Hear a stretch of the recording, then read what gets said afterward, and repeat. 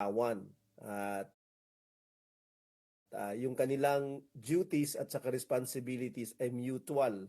Ibig sabihin, merong duties and responsibilities ang pastor, meron ding duties and responsibilities ang simbahan sa pastor. At gusto kong pasalamatan at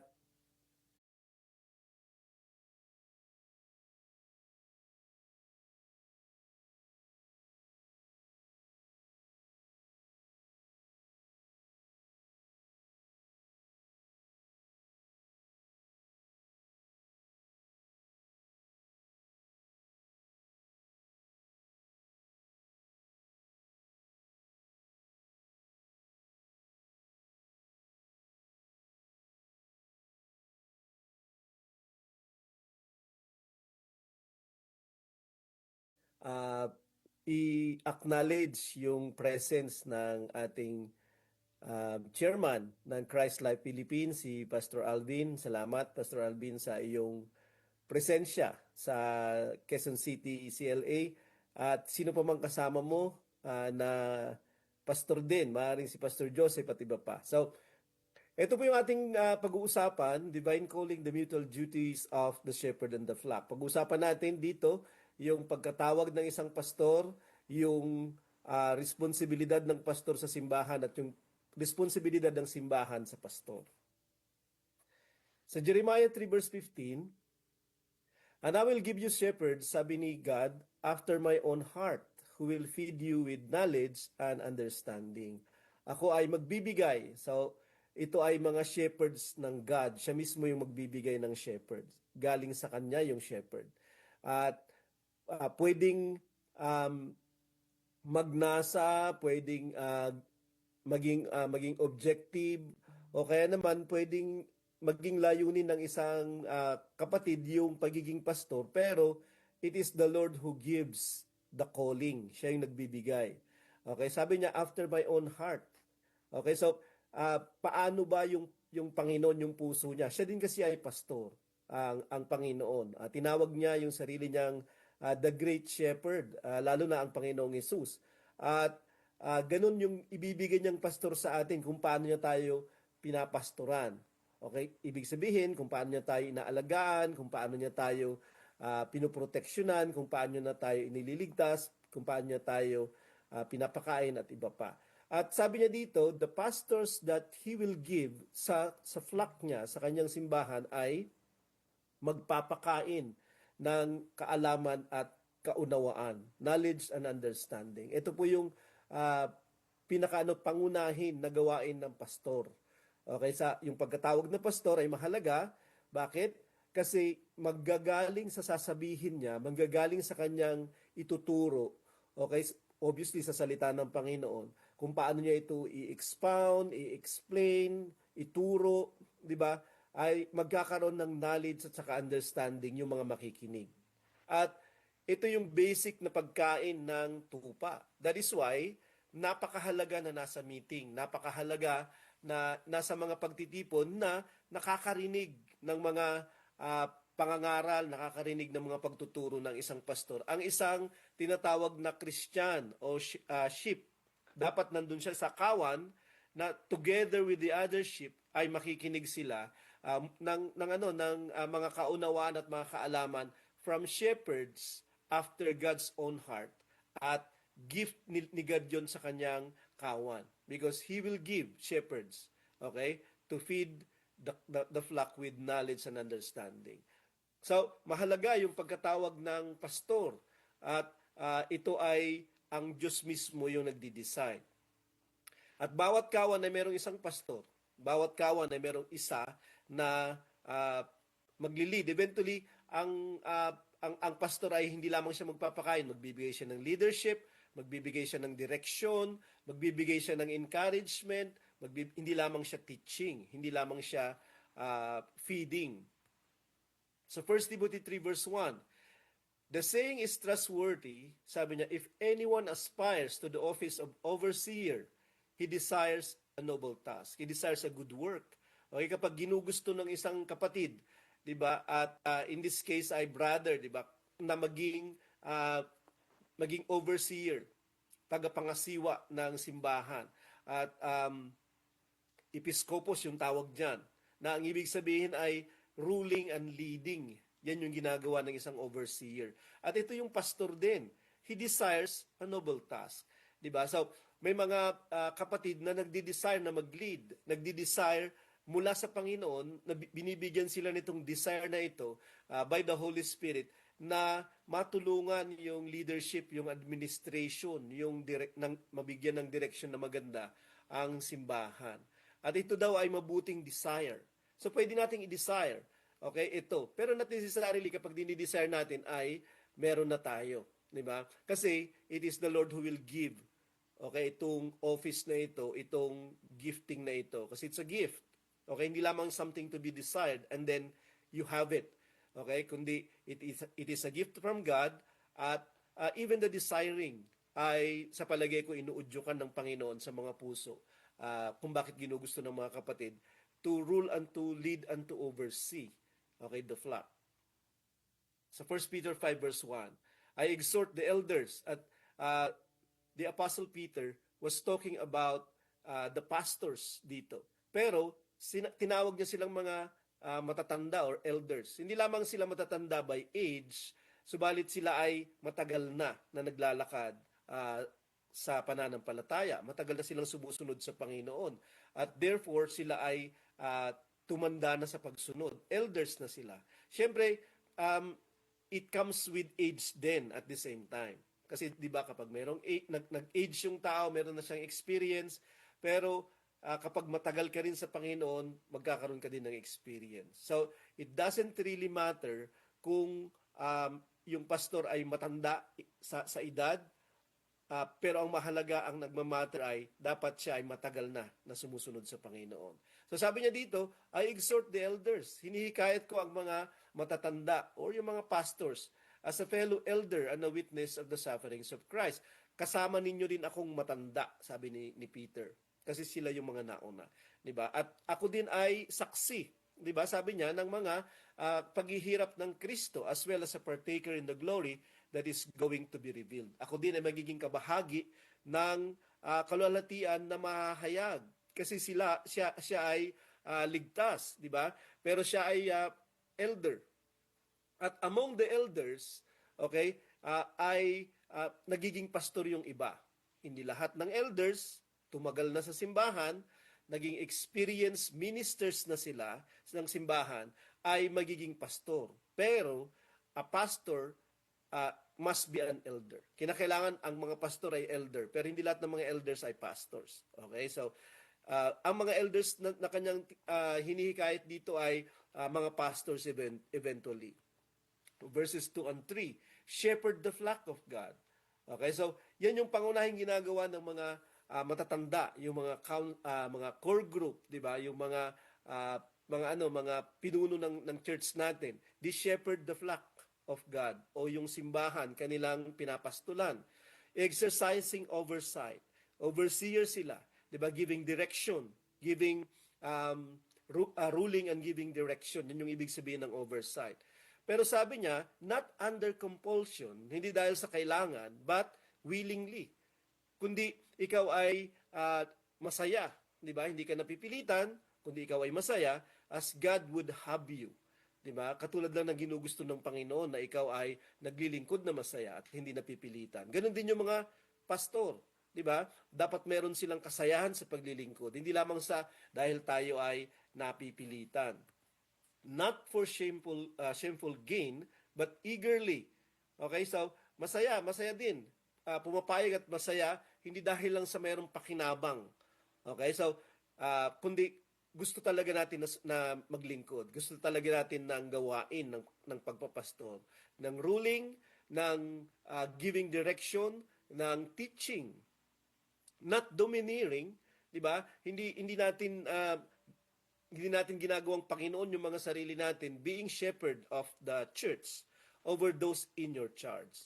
Di ba? Hindi tayo nagiging Panginoon o kaya naman ganun yung gusto natin para lang sa position, para matawag lang, 'di ba, na pastor. Pero examples tayo to the flock. Tayo ay mga halimbawa, 'di ba? Hindi nang pagkagusto ng position, kundi magiging halimbawa tayo. Kasi we are servant uh, leaders. Okay?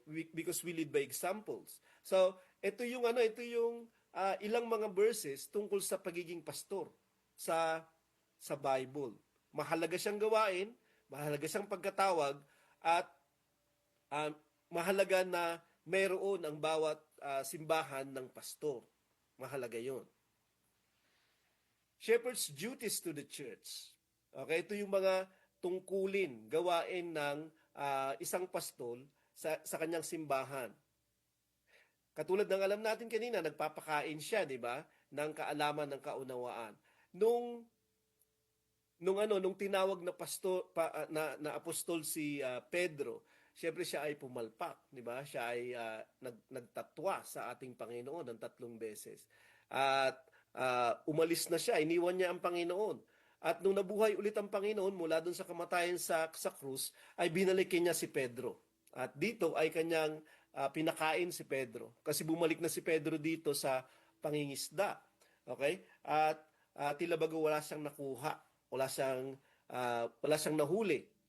Pero nandun na yung Panginoon sa pampang na naghihintay at siya ay nakapaghanda na ng kanilang agahan. Jesus said to Simon Peter, Simon, son of John, do you love me more than this? Okay, Simon Pedro, sabi niya, anak ni Juan, iniibig mo ba ako ng masigit kaysa mga ito? Kasi bumalik na siya sa kanyang gawain. Bumalik na siya sa kanyang profession. Siya ay fisherman. At siya ay pinaghanda ng Panginoon ng makakain. Pero sabi ng Panginoon sa kanya, do you love me more than this? At iniibig mo ba ako ng masigit sa mga ito? Maaring ito ay yung kanyang gawain, yung profession niya na fishing, o kaya naman yung pagkain. Anything material, di ba? Anything about profession. Do you love me more than this? At sabi niya dito sa apostol at pastor na ito, at sabi ng apostol Pedro sa kanya, yes, Lord, I love you more than this. You know that I love you. He said to him, feed my lambs. Sinabi niya sa kanya, pakainin mo yung aking mga tupa. Diba? So, eventually si Pedro ay magiging una sa mga magpapakain ng simbahan ng Panginoon. Hindi lamang siya apostol, siya ay pastor or elders of the church or shepherd of the church. At siya ay nagpapakain. Pero ito ay in response, yung gawain ito ay dahil tinutugunan niya yung ipinakitang pag-ibig ng Diyos sa kanya. Hindi lamang niya minahal yung Panginoon, inibig yung Panginoon, automatic. Kundi nakita niya kasi ang pag-ibig ng Diyos sa kanya. Di ba? Binigay niya yung kanyang sarili. Namatay ang Panginoon para kay Pedro. At dahil sa pag-ibig na ito ay magagawa niyang ibigin din yung Panginoon. More than anything. At dahil dito sa response of love na ito, ay makakaya niyang pakainin yung tupa. Yung kanyang yung mga Christians at believers eventually under His care. Diba? So, hindi natin pwedeng mapakain yung tupa ng Panginoon consistently as pastors kung hindi natin iniibig yung Panginoon more than anything. Okay? More than anything. Kasi meron tayong mga gawain at meron tayong iba pang mga tungkulin sa sanglibutan. Meron pa tayong ibang mga lakad at meron pa tayong ibang aspeto ng buhay natin. Pero how much do we love the Lord? Okay? At yung mga pastors ay they love the Lord more than, 'di ba? All this. That's why kung ano yung sasabihin ng Panginoon, they will love it. They will do it. Even feeding His sheep. Sa 1 Timothy 4 verse 13, until I come, devote yourself, sabi niya, to the public reading of Scripture, to exhortation, and to teaching. Okay, so ito yung gagawin ni Timothy. At si Timothy ay isa ring pastor. At siya ay sinusulatan ni Apostol Pablo dito. Sabi niya, gawin mong idiboto yung sarili mo, ibigay mo yung sarili mo sa pangangaral sa madla, sa masa. Ibig sabihin, hindi lamang ito yung private na pangangaral, isahan, dalawahan, kundi congregational. Diba? Sabi niya, public reading of Scripture. Devote yourself to that. At yun yung gawain ng pastor. Diba? Magpapakain siya ng one-on-one, pero magpapakain din siya congregationally, sa maramihan, hindi lamang sa isa-isa. Okay, siya ay manghihikayat, siya ay magtuturo. Di ba? Yun yung gagawin niya. Kanyang papangaralan sila. Para sila ay matuto, para sila ay manampalataya, para sila ay magsisunod, para sila ay maging magagamitin, para sila ay gumawa. Di ba? Hindi lamang niya tuturuan sila to inform them, pero gagawin niya silang matransform at i-call niya sila into action. Okay? Sa kanyang pangangaral. Ito yung gawain ng pastor, 'di ba? Idinidevote niya yung sarili niya sa pag-aaral ng salita ng Panginoon upang mayroon siyang maipangaral. Okay, sa kanyang mga pangangaral, sa kanyang aaralan. Sa 1 Timothy 1 verse 3. As I urged you when I was going to Macedonia, sabi niya, remain at Ephesus. Si Timothy ay naging pastor ng Ephesus. Sa Ephesian church, so that you may charge certain persons not to teach any different doctrine. So, hindi lamang siya magtuturo, yung isang pastor like Timothy, di ba, ng mga doctrines ayon sa Diyos, o kaya naman magtuturo siya ng mga aral tungkol sa Diyos, tungkol sa pananampalataya, tungkol sa kaligtasan, etc. Kundi hindi siya magtuturo ng ibang doctrine. Okay? Kanyang sasawatain yung mali na doktrina. Alam din niya kung ano yung mali para hindi niya maituro yung mali. Okay? So, ituturo niya yung tama as an antidote to the wrong doctrines around. Katulad sa panahon natin, napakadaming mga maling mga doctrines. Diba? Merong mga doctrine na ipinapagawa sa mga simbahan like magdasal sa mga rebulto. Okay? Dasalan ang mga santo, mga patay na mga believers daw. Mayroong mga paniniwalang maniwala ka lang sa Diyos at ligtas ka na. Pero, hindi naman talaga yun yung sinasabi ng kasulatan. Yun ay mga different, wrong doctrine sila. At wrong doctrines, hindi lamang ito na mali ka, subalit nagre-resulta ito sa kawalang kaligtasan. Kaya, ganun din yung ginagawa ng isang pastor. He is charged not to teach wrong, different, heretical doctrines. 'Di ba? Ito yung gawain ng pastor. Hindi lamang niya pakakainin tayo ng information na tama, kundi sasabihin din niya sa atin, 'di ba? Kung ano yung mali sa mga maling paniniwala upang tayo ay mag-ingat. Sa Acts 6 verse 4. But we will devote ourselves to prayer unto the ministry of the word. So, sila ay nangangasiwa sa pangangaral ng salita, yung mga unang mga pastor at apostol. Pero hindi lang doon, they are devoted prayers. Sila ay nagdadasal at deboto sila sa kanilang prayer life. At ito yung kanilang ginagawa. Diba? Hindi lamang sila nag-aaral ng salita, nangangaral ng salita, kundi sila ay merong koneksyon, malaya na koneksyon sa God. Meron silang communication sa Panginoon, malayang communication sa Panginoon. They are ang mga pastors ay alam nila yung paggabay ng Panginoon, ng banal na espiritu sa kanilang mga buhay.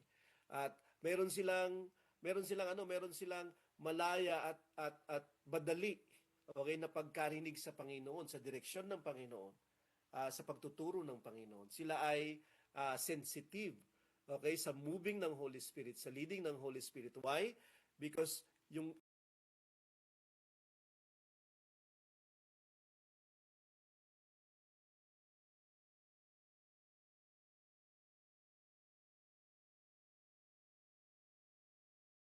kanilang communication ay open. Yung kanilang communication to God, yung prayer life nila ay consistent.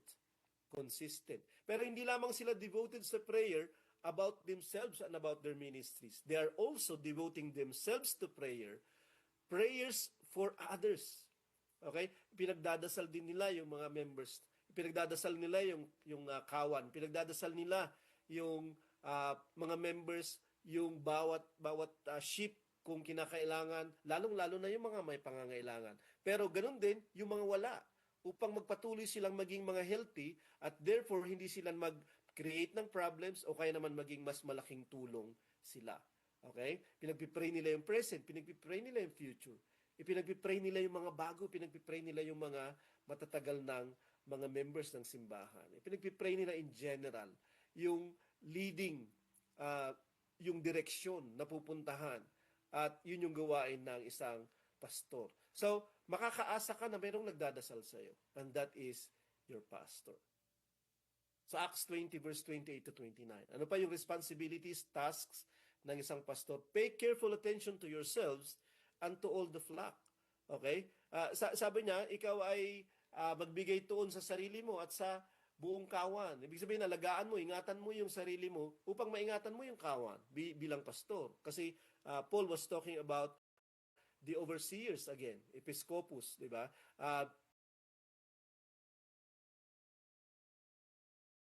Yung mga ano, yung mga tagapangasiwa. Ginawa kang tagapangasiwa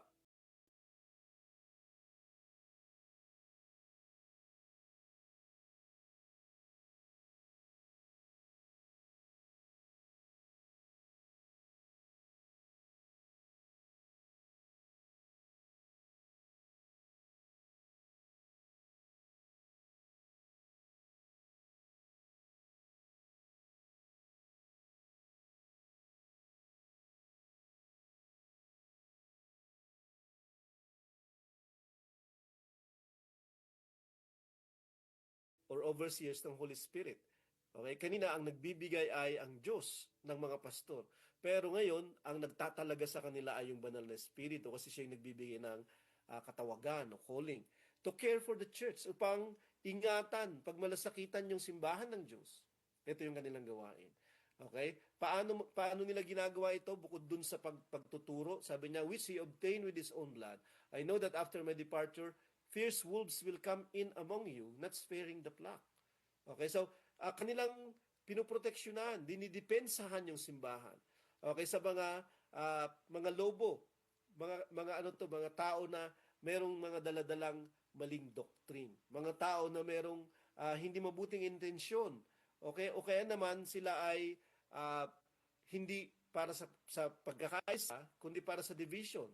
Hindi para yung pag-ibig ng Panginoon ay mapakinabangan sa loob ng simbahan, subalit sila ay nagiging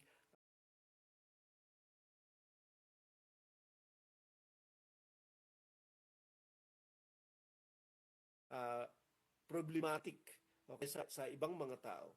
Okay? At nag-create sila ng mga problem.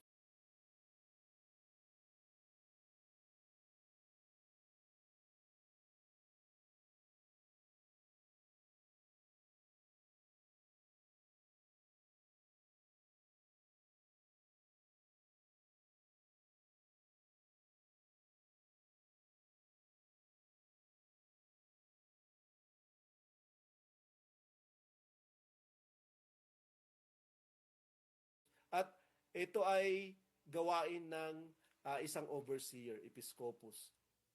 Okay? Ito yung gawain niya. Ang alagaan sila from these wolves. Okay? From wrong doctrines, o kaya naman sa mga taong hindi mga naglalakad. Yan yung kanyang pag-iingat na ginagawa sa kanyang sarili at sa kawan. Sa Hebrews 13 verse 17, obey your leaders. So yung leaders ay yung mga pastors. The leaders are keeping watch over your souls.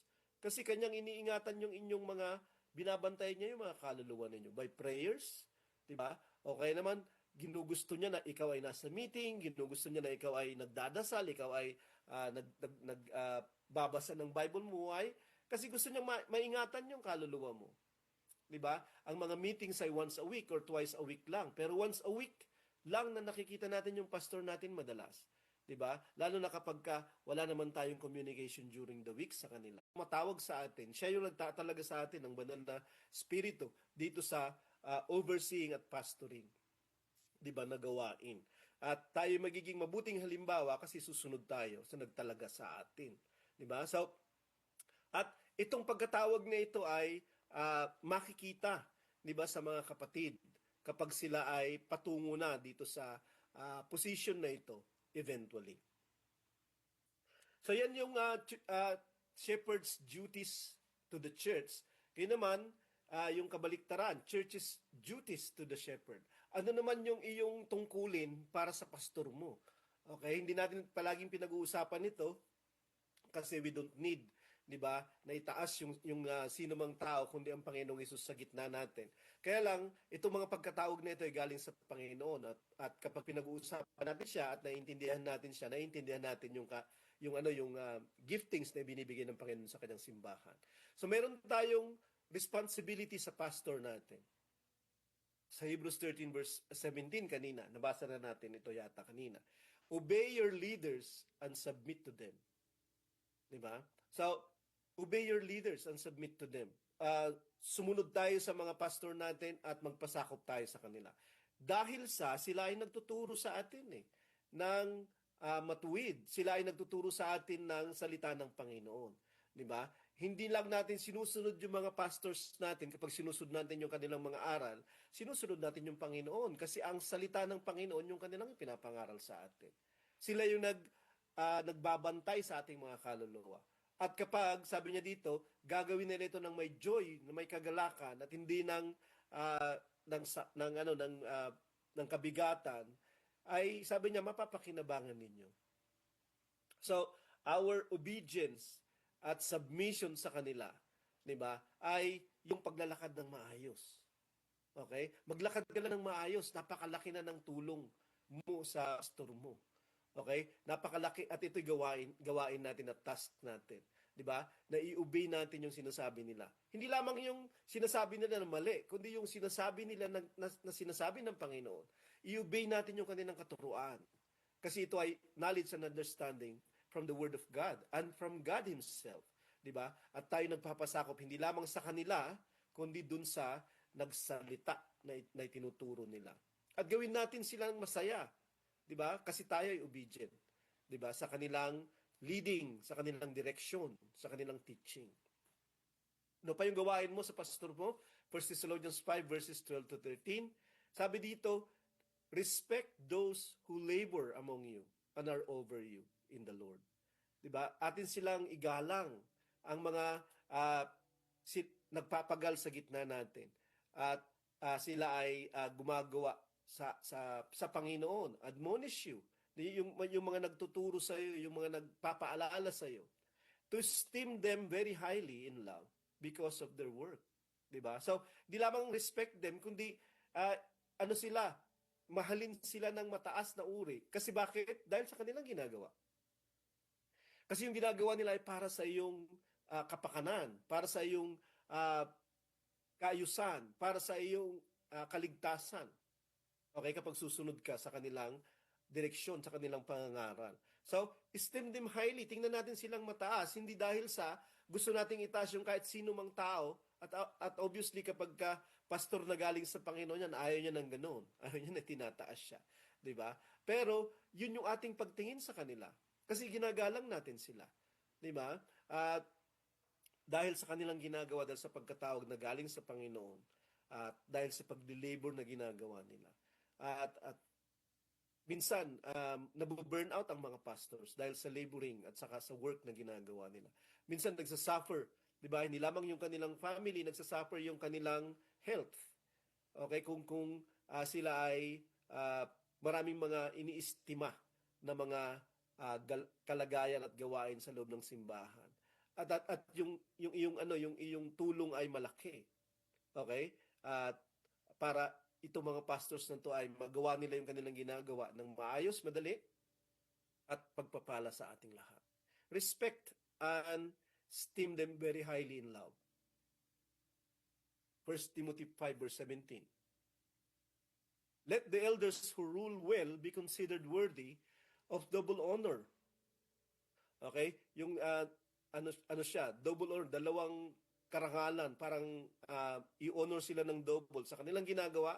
Okay, i-honor sila, pero i-honor din sila sa pamamagitan ng pagbibigay ng kung ano yung nararapat sa kanila. Kasi madalas yung mga pastors, hindi na sila nag-work. Okay? O kaya kahit may mga work sila, we still have to give them double honor, katulad ng sinasabi ng scriptures. And this is talking about material help, o kaya material honor to them. Kasi nagli-labor sila sa preaching and teaching. At hindi lamang ah, dito sinabi ni Paul ito. Sinabi niya sa verse 18, sabi niya, "For the scripture says, you shall not muzzle an ox when it treads out the grain." 'Di ba? Kung dati kasi ang nagtatanggal ng ano ng palay, ginigiik yung mga palay, ginigiik yung mga corn, yung mga mais upang makuha yung mga butil, makuha yung mga palay at para magkaroon ng pagkain, di ba? Ang ginagawa nila ay ginigiik siya ng mga baka o kaya naman mga kalabaw. Okay? Pero sabi niya, kinakailangan mo din silang pakainin. Hindi yung palaging may busal yung baka na hindi siya kakain. Kinakailangan din siya pakainin kasi because of his labor, 'di ba? At sabi niya, and the laborer deserves his wages. So nung sinabi niya sa verse 17 kanina na deserve ng mga elders ng double honor, lalong-lalo na yung mga nagtuturo, 'di ba? Lalo na yung mga nangangaral, mga pastors 'yun. Sila yung mga laborers that deserves wages. Okay? Deserve nila yon. Hindi ito dapat ipagkait sa kanila. Okay? Ito yung sinasabi ng kasulatan. At ito ay susundan natin at susundin natin dahil ito ay sinasabi ng Panginoon sa atin bilang simbahan. This is our responsibility and duty to our pastor. Those who labor sa teaching at saka sa preaching deserves wages. Okay? Deserve nila yung material na tulong o kaya naman suporta, sweldo kung sakali. 1 Corinthians 9 verse 14. Those who proclaim the gospel, yung mga nagtuturo ng ebanghelyo o salita ng Diyos, should get their living by the gospel. Dapat sila ay pakainin, di ba? Suportahan ng ebanghelyo mismo.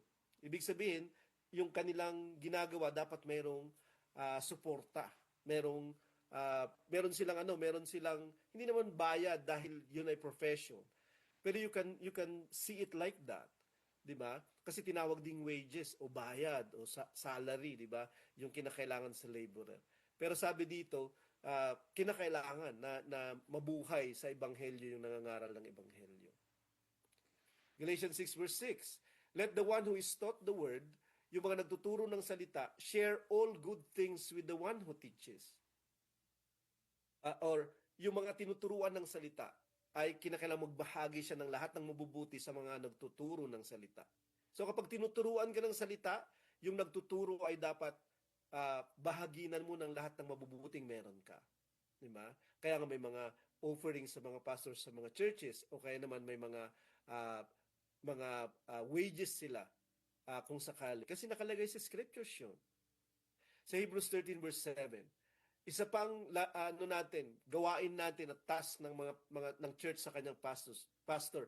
Remember your leaders. Alalahanin mo yung mga pinuno ninyo. Those who spoke to you the word of God, ang nagsasalita sa inyo ng salita ng Diyos, o mga pastors sila. Consider the outcome of their way of life. Okay? At pagmasdan mo yung pamamaraan ng pamumuhay nila. Imitate their faith. Okay? So, gayahin mo yung kanilang pananampalataya. Katulad ng sinasabi kanina, di ba? Sila ay magiging halimbawa ng purity, ng faith, ng love, etc. Pero, dahil sila ay nagpapakita ng halimbawa sa pamamagitan ng kanilang pamumuhay, gayahin natin sila. Okay? Sa kanilang pamumuhay, sa pananampalataya. Okay? At ito ay tungkulin natin. Okay? Tungkulin natin. Panghuli, 1 Timothy 5 verse 19, do not admit a charge against an elder. Okay, kapag may mga sumbong, kapag may mga demanda, asunto laban sa mga elders or pastors, huwag mo lang basta-basta tatanggapin yung sasabihin ng mga taong nagsasabi na ganito yung pastor, ganyan yung pastor, etc. Okay? Ang pinakamabuti mong gawin ay, tara, puntahan natin si pastor at kausapin natin siya at sabihin natin yung mga sinasabi mo. Kasi kung kaya mong sabihin sa akin yan, bakit hindi mo kayang sabihin sa kanya? Okay? Pero sabi dito, do not admit a charge, huwag mong tanggapin ang anumang sumbong laban sa isang elder or pastor, kung hindi naman ito 2 o 3 ang nagsasabi. Okay? O wala namang witnesses na 2 or 3. Okay? So, ang gusto kong sabihin dito ay, hindi dahil sa perfect yung mga pastors. No, we're not perfect. perfect na mga tao. Yung ating walk ay ganun din, 'di ba? Tayo ay umaasa pa rin sa biyaya ng Panginoon at sa forgiveness of God. Kaya lang, kung sakali lang, okay? Katulad ng sinasabi ng verse na 'to. Okay? So, ah, hindi natin basta-bastang sasabihan ng masama o kaya naman pag-iisipan ng masama dahil lang sa mga sumbong o dahil lang sa mga sinasabi ng mga tao sa paligid natin, even sa church. Lalong-lalo na sa mga tao na napagsabihan o kaya naman hindi nila nagagawa yung gusto nila, at sila ay itinutuwid kung sakali ng mga pastors natin. Gusto kong sabihin na be there as a protector. Maging protector tayo ng mga pastors natin, ng kanilang families. Kasi sila ay i-attack. Okay? Kasi katulad ng sinasabi ng Panginoon, di ba? Strike the shepherd at kakalat yung mga tupa. Okay, so sana maging tulong tayo sa pagprotekta. Okay? Hindi lamang pagsuporta kundi proteksyonan natin yung ating mga pastors.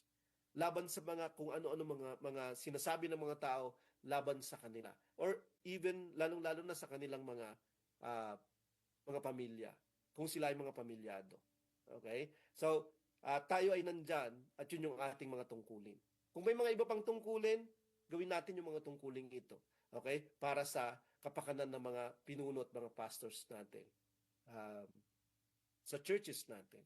Bakit ko pinag-uusapan ito? Bakit natin pinag-uusapan ito? Kasi nandito ako sa New Zealand at least mag-i-stay ako dito ng 2 years dahil sa pagtulong na ginagawa natin sa church dito. Pero ako ay Pastor John. Kaya lang in my absence, si Brother Alex matagal ng panahon ang nagtitake charge ng aking gawain, ng aking katungkulan diyan. At siya ay matapat. Okay? Siya ay matapat na kapatid, matapat na brother. Hindi ko siya naging problema, okay, sa buong pagiging pastor niya ako. Hanggang ngayon, wala. Yung pamilya niya, si Sister Bebs, sila ay matatawag ko ng uliran, okay, ng paglalakad.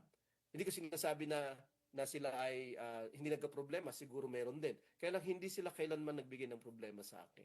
Kundi suporta lang, at si Brother Alex ay gumagawa hindi dahil may gusto niya ng position, hindi dahil gusto niya ng label, kundi ginagawa niya ito out of his love for God, his love sa kapatiran at his support para sa ministry ko.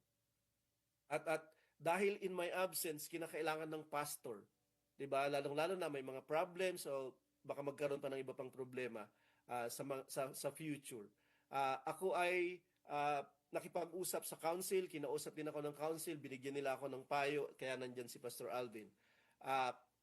Kinakailangan ng pastor ng CLAQC. Okay? At si Brother Alex ay very ripe, okay, for this position at for this title. Hindi ito bibigyan siya ng gawain, hindi, ginagawa na niya ng matagal ito. Okay? Si Brother Alex, yung ini-elect namin na maging pastor ng QCCLA. At ako ay masaya. Ako ay honored. Okay? Ako ay susuporta dito sa brother na to. Kasi nakita ko na magpo-flourish yung simbahan. Magpo-flourish yung gawain. Hindi lamang yung gawain, magpo-flourish yung pagliligtas. 'Di ba? Na motibo ng simbahan at gawain ng simbahan sa kanyang pamumuno. Okay? So, at gusto kong sabihin ito sa inyong lahat, mga kapatid na nandyan, mga kapatid namin ni Brother Alex, Pastor Alex, na kung anuman yung suporta na ibinigay ninyo sa akin, please doblehin, triplehin ninyo. Kasi kailangan niya kayo. Walang sino mang pastor na nagiging successful yung ginagawa niya without the followership ng simbahan. United followership ng simbahan. So, katulad ng pinag-usapan natin, yung kanyang calling sa inyo at yung calling ninyo sa kanya ay divine. Ito ay kalooban ng Panginoon upang magpatuloy yung pananatili ng simbahan at magpatuloy yung gawain ng simbahan habang nagpapatuloy tayo. So, ibigay ninyo yung suporta sa kanya katulad ng ibigay nyo sa akin o higit pa sa kanyang pamilya. Nagpapasalamat ako kay Brother Alex, okay, kasi alam kong siya ay atubili, natanggapin ito, ganun din yung kanyang may bahay si Sister Bebs. Pero wala na akong maisip na ah, mas karapat dapat, okay, na mag-hold ng position at gawin itong pagkatawag na ito kundi kayong dalawa. Maraming salamat din sa inyong family, okay, kay Sandy, okay, sa inyong dalawa pang mga anak, sa inyong suporta sa simbahan. Okay, at sa halimbawa na ginagawa ninyo. Si Brother Alex yung pastor, okay, at siya ay susuportahan ng Christ Life Philippines. Nandiyan si Pastor Alvin at yung support niya ay pinapakita niya at yung iba pang mga councils ng Christ Life Philippines. So, marami pang sasabihin tungkol dito. Okay, hindi lang ako yung magsasalita at doon na po magtatapos yung yung talk ko. Uh, anyway, Pastor Alex Masa, congratulations kay Lord dahil merong isang ikaw, okay, na tinawag niya at ikaw ay magpapatuloy sa biyaya ng Panginoon sa gawain ito. Divine calling, the mutual duties of the shepherd and the flock. At magandang araw po at God bless sa ating lahat.